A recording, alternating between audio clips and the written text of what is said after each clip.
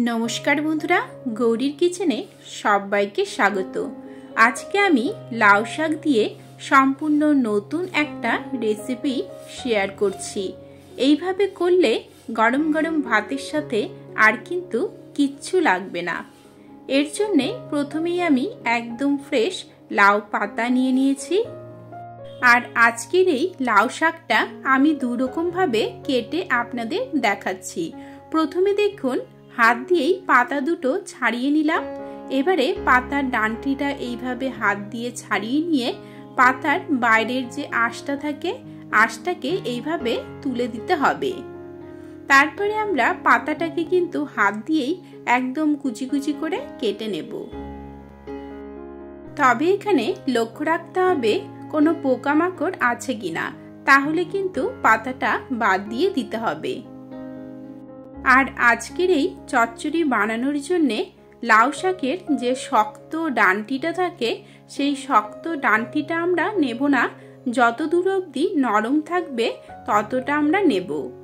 আর ডান্টির আঁশগুলো এইভাবে করে হাত দিয়ে কিন্তু ছাড়িয়ে নেওয়া যায়। এবারে আমি চাকুর সাহায্যে কেটে দেখাচ্ছি।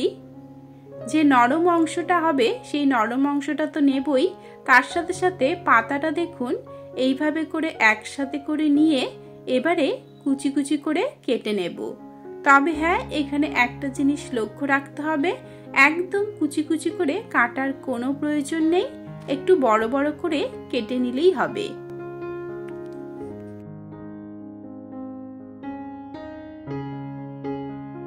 আর সবগুলো পাতা যখন কাটা হয়ে যাবে তখন কিন্তু অবশ্যই ২-৩ বার জল দিয়ে ধুয়ে নেবেন, কারণ লাউ বা কুমড়ো এই পাতাগুলো বেশ বড় হয়, তার জন্য পাতার মধ্যে ধুলোবালিটা থাকার পরিমাণটাও বেড়ে যায়।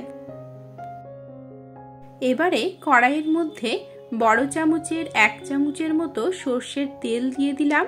তেলটা ভালোভাবে গরম হয়ে এলেই দুটো পেঁয়াজ কুচি, তার সাথে 5-6টা চেরা কাঁচা লঙ্কা দিয়ে দিলাম। এখন পেঁয়াজটাকে 1-2 মিনিটের জন্য একটু নেড়েচেড়ে নিয়ে ভেজে নেব। পেঁয়াজটা যখন খুবই হালকা হালকা ভাজা ভাজা হয়ে আসবে তখন এর মধ্যে দুটো টমেটো কুচি, তার সাথে 1 চামচ নুন দিয়ে দিলাম। এই সময়ে নুনটা দিয়ে দিলে টমেটোটা খুব তাড়াতাড়ি গলে যায়। 2 মিনিটের মধ্যেই দেখুন টমেটোটা বেশ সুন্দর নরম হয়ে গিয়েছে। এবারে আমরা এর মধ্যে দিয়ে দিচ্ছি 3টে ছোট ছোট করে কেটে রাখা আলু। তার সাথেই দিয়ে দেব ছোট চামচের 1 চামচ হলুদ গুঁড়ো, 1/2 চামচ ধনে গুঁড়ো এবং দিয়ে দেব 1/2 চামচ জিরে গুঁড়ো। নুনটা আগেই দেওয়া আছে তাই এখন আর দিলাম না। বেশ সুন্দর করে সব কিছুকে ভালোভাবে মিশিয়ে নেব এবং আমরা 3-4 মিনিটের জন্য ঢেকে রেখে মশলাগুলোকে কষিয়ে নেব। এই সময়ে জল দেবার কোনো প্রয়োজন নেই, কারণ আলু থেকেই কিছুটা জল বেরিয়ে আসবে। প্রায় 5 মিনিট পরে ফিরে এলাম। দেখুন মশলাগুলো বেশ সুন্দর কষে গিয়ে তেল ছাড়তে শুরু করে দিয়েছে। এখন আমরা এর মধ্যে যে লাউ শাকটা কেটে রেখেছিলাম সেই শাকগুলো দিয়ে দিচ্ছি।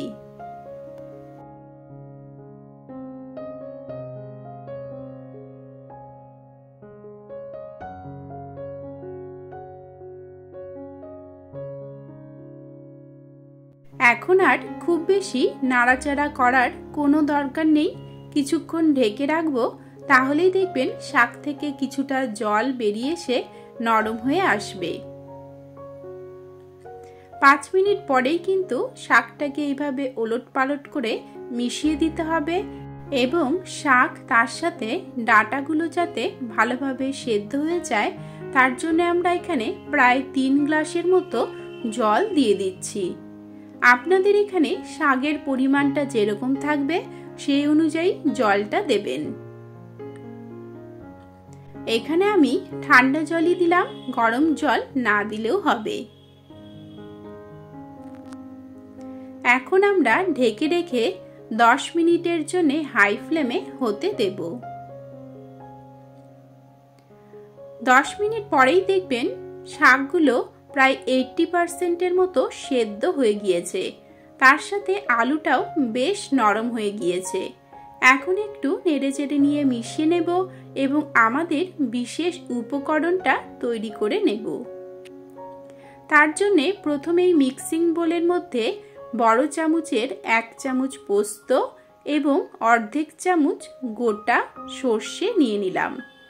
এগুলোকে প্রথমে শুকনো অবস্থাতেই গুঁড়ো করে নিয়ে তারপরে সামান্য পরিমাণে জল দিয়ে আবারও মিহি করে একটা পেস্ট বানিয়ে নেব।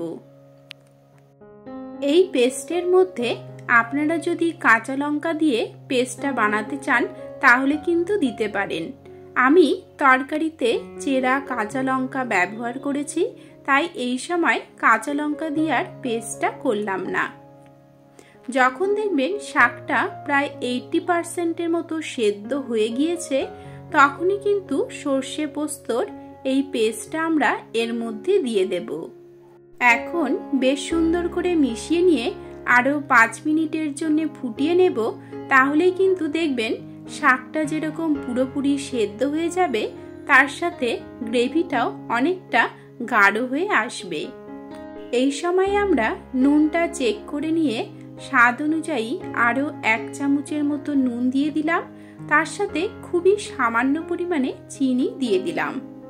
এখন ভালোভাবে মিশিয়ে নিচ্ছি। আর হ্যাঁ, আপনারা যদি এইরকম একটু গ্রেভি গ্রেভি পছন্দ করেন তাহলে কিন্তু এই সময়ই নামিয়ে নিতে পারেন, কারণ আমাদের শাক আলু ভালোভাবে সেদ্ধ হয়ে গিয়েছে। আর যদি আপনারা এর থেকে একটু শুকনো শুকনো পছন্দ করেন তাহলে আরও 2-3 মিনিট ফুটিয়ে নেবেন, তাহলেই কিন্তু আরও খানিকটা গা মাখো মাখো হয়ে আসবে। আমার কিন্তু এবারে একদম কমপ্লিট হয়ে গেল আলু দিয়ে লাউ শাকের চচ্চড়ি রেসিপি। গরম গরম ভাতের সাথে এইভাবে একবার বানিয়ে নেবেন আর কিন্তু কিচ্ছু লাগবে না। তাহলে কেমন লাগলো কমেন্টে অবশ্যই জানাবেন। ভালো লাগলে সাবস্ক্রাইব করে নেবেন, লাইক ও শেয়ার করবেন।